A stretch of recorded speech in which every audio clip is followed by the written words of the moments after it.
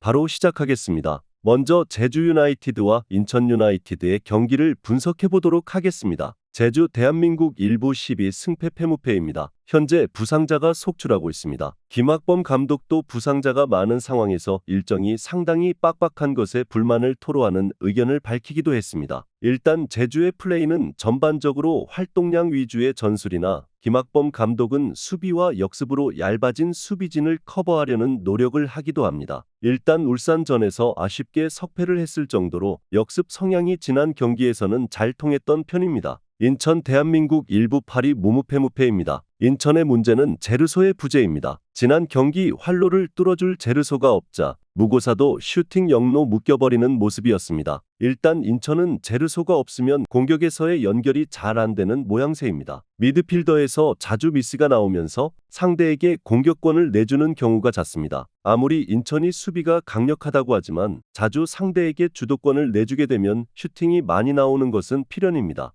일단 인천의 제르소가 없다면 공격이 상당히 부정확해진다는 점이 포인트가 될 듯합니다. 따라서 제주가 생각보다는 공격권을 많이 잡고 가게 될 수 있습니다. 물론 제주도 부상자들이 많은 상황에서는 상당히 웅크리고 가는 경우도 있는 편이고 골이 아주 많이 나올 것 같지는 않습니다. 제주 유나이티드의 승리를 예상합니다.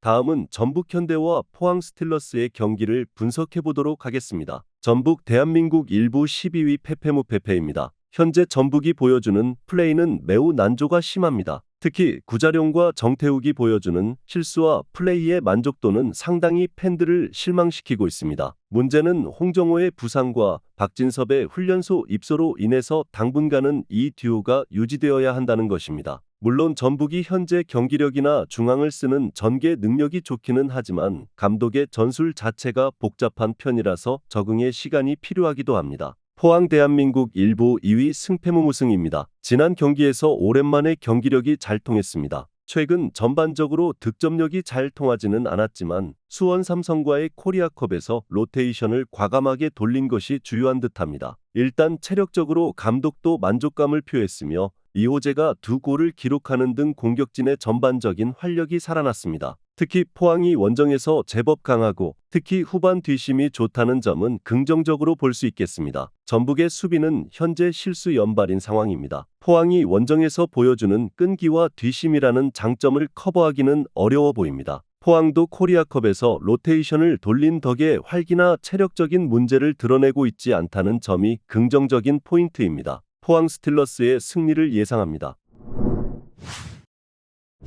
다음은 FC 서울과 강원FC의 경기를 분석해 보도록 하겠습니다. 서울 대한민국 1부 7위 무패무무승입니다. 서울이 강원을 상대로는 약할 수 있습니다. 물론 컵대회에서는 강원이 일부러 잠그는 식으로 나왔지만 당시에는 강원이 로테이션을 꽤 돌렸던 상태입니다. 기성용도 현재 부상으로 없는 상황에서 강원이 매우 공세적으로 들어가는 중앙에서의 압박에 서울이 대응이 깔끔하지 못할 가능성도 있습니다. 다만 링가드나 윌리안 같은 선수들이 수원FC를 헤집어 놓는 능력은 꽤 좋았는데 강원이 지친 후반에 윌리안이 조커로 들어가서 수비진을 헤집어 놓을 수 있게 될 수 있습니다. 강원 대한민국 1부 4위 승승승무패입니다. 강원이 보여주는 공격성은 여전한 모습입니다. 특히 수비적으로 강한 김천 상대로 1분 만에 골을 기록하고 난전을 유도한 점은 놀라웠을 정도이고 컵대회와 달리 강원이 지금은 양민혁 등을 선발로 세울 가능성도 높습니다. 다만 강원이 원정이고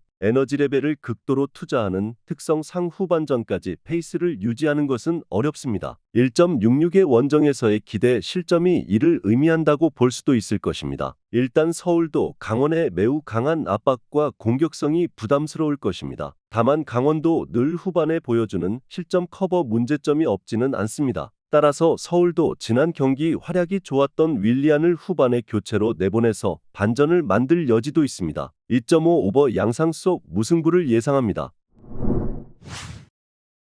마지막으로 울산현대와 대구FC의 경기를 분석해 보도록 하겠습니다. 울산 대한민국 1부 1위 무승무무승입니다. 일단 믿을 수 있는 것은 화력뿐입니다. 특히 서령우가 지베즈다 이적을 확정지었고 현재 전반적인 선수들의 나이대가 늙었다는 점이 상당한 리스크입니다. 이미 서울전에서도 기동력 문제를 드러내면서 2대2 무승부에 그치기도 했습니다. 특히 대구의 어린 선수들을 상대로 스피드 싸움에서 우세할 가능성은 적다고 봐야 합니다. 그나마 주민규가 여전히 득점 감각이 좋다는 점이 다행일 듯합니다. 대구 대한민국 1부 9위 패패패승승입니다. 대구 입장에서도 일단 역습 한 방이라는 포인트가 있을 것으로 보입니다. 박창현 감독 이후로는 어린 선수들을 다수 기용하면서 팀의 에너지 레벨은 상당히 좋아진 편이기도 합니다. 물론 대구 입장에선 중원의 누수가 더 크게 느껴질 가능성도 있습니다. 수비형 미드필더인 요신호는 징계, 공격 전개를 담당하는 벨톨라는 부상 중입니다. 울산의 경기 장악을 허용할 가능성이 높다고 봅니다. 일단 울산도 상당히 수비진에서의 사고가 많은 상태입니다. 전반적으로 나이가 많은 수비진은 대구의 기동성 싸움에 휘말릴 수 있습니다. 다만 대구의 중원이 상당히 빈약해진 상황이고 울산도 적어도 공격진에서의 활약상을 보장할 수 있는 선수들은 있습니다. 울산이 화력으로 상대를 제압하는 것 말고는 답이 없을 듯하고 2.5 오버